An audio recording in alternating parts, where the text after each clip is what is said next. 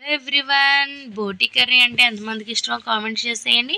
అలాగే బోటి చేయడం ఎంతమందికి వచ్చో కూడా కామెంట్ చేసేయండి. ఈ బోటి కర్రీ వండినంత ఈజీ అయితే కాదండి. ఈ బోటిని క్లీన్ చేయడం ఎలా చేయాలో నేను ఈ వీడియోలో మీకు చూపిస్తాను.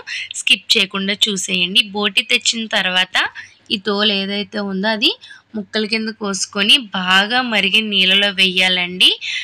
ఇవి వేసి మరిగించకూడదన్నమాట. ఒక పావు గంట బాగా మరిగిన నీళ్ళలో ఈ తోలును అలా వదిలేస్తే మనకి స్కిన్ పై తోలు అనేది త్వరగా వచ్చేస్తుంది అన్నమాట. ఇలాగా గరిటెతో కానీ లేదంటే కత్తిపీటని కానీ రాస్తే వచ్చేస్తుందండి. ఇది ఇంకా లేతది గురించి వచ్చేస్తుంది. కొంచెం ముదరదైతే ఇంత త్వరగా రాదండి, కొంచెం టైం పడుతుంది. అది వచ్చేస్తుంది అన్నమాట. ఆ సైడ్ అంతా కూడా కొవ్వేనండి, కొవ్వు తీసేసుకోవాలన్నమాట. ఇవన్నీ కూడా శుభ్రంగా ఏవైతే ఉన్నాయో అవన్నీ కూడా ఇలాగే తీసేసి బాగా క్లీన్ చేసుకోవాలండి. ఎన్నిసార్లు వాటర్ ఎక్కువగా వేసి శుభ్రం చేసుకుంటే అంత క్లీన్గా అయితే ఉంటుందండి.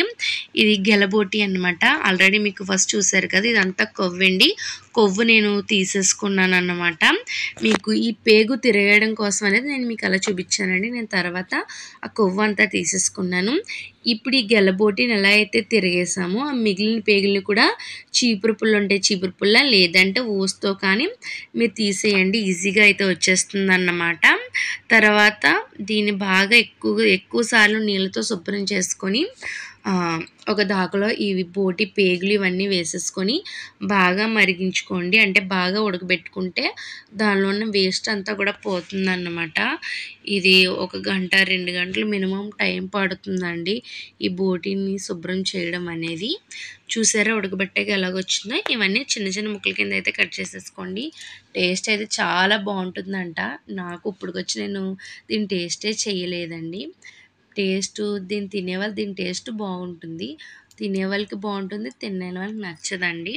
అలాగే నా ఛానల్ని తప్పకుండా సబ్స్క్రైబ్ చేయండి, షేర్ చేయండి, లైక్ చేయండి, కామెంట్ చేయండి. మీ శ్రీదేవి కిచెన్ని.